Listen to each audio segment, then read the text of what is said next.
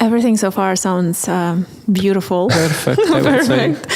But there probably should have been some, hard times, and I want you to tell us more of human side. Biggest challenges you've had on a personal level in this whole entrepreneurship journey, because it's not always rainbows. Sure. Yeah.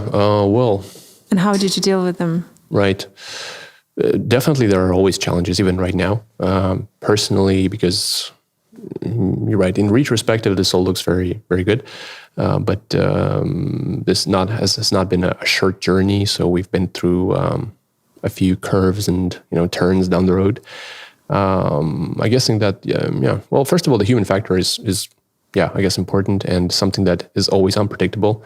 Because however hard you try, however diligent is your recruiting process, you're still going to make some mistakes in terms of hiring people, and not because they're bad people. I mean, there's no bad people in terms of not at least in our team. There has been no bad people, but some people just are not a good fit, and it's kind of hard to acknowledge that you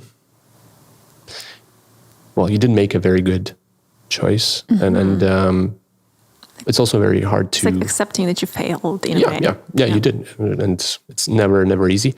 And also the person, is trying really hard, but that's just not his thing, her thing. And she or he would be much better off in a different place. And it's basically, they have to acknowledge their failure too, and that's even more difficult. So I guess that one of the most difficult parts has been saying goodbye to people.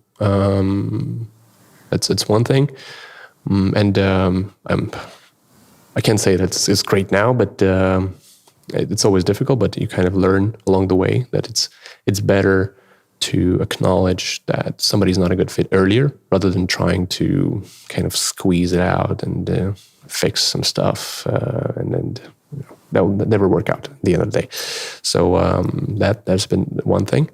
Second is trying to find the market fit, because we're still kind of in process. I mean, we're doing pretty good in a lot of dimensions, but there's still so much more potential. It's almost like we're probably like less than 10% in to which we think we can, to where we think we can be. So there's still a lot of discovery, because this is a new world, if you will, and we have to educate people all the time, ourselves included, about what it is and how it works. So I believe that there's a lot more guesswork that we have to do. There's a lot more risks and that we will have to take, and just being in that is kind of unpredictable. Sometimes it's great, meaning that you do something and people are happy, and you're getting new customers, and the team is very excited to work on that, and everything is perfect.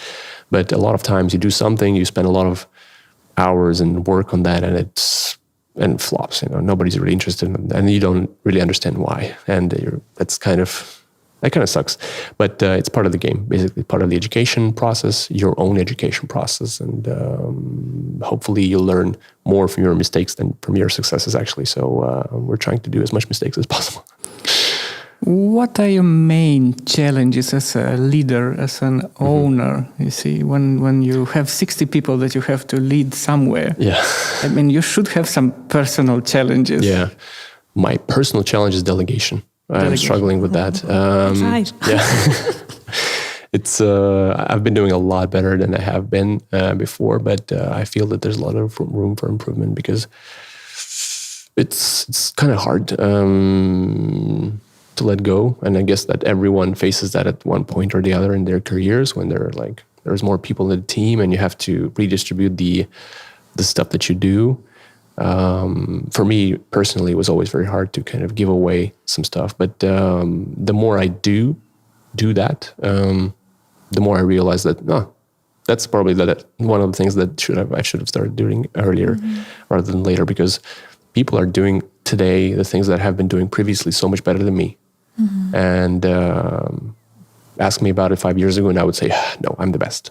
And I would mean it. I'm probably good at something, but I'm definitely not the best in all of things. So, and people are doing amazing work in project management, sales, web development, architecture, and pretty much everything that I did, even people management. I mean, we have have great teams pretty much covering all of the stuff that we do. And the people who are in there right now are doing much better work than me in almost everything. So I'm really happy to have all these folks with us. And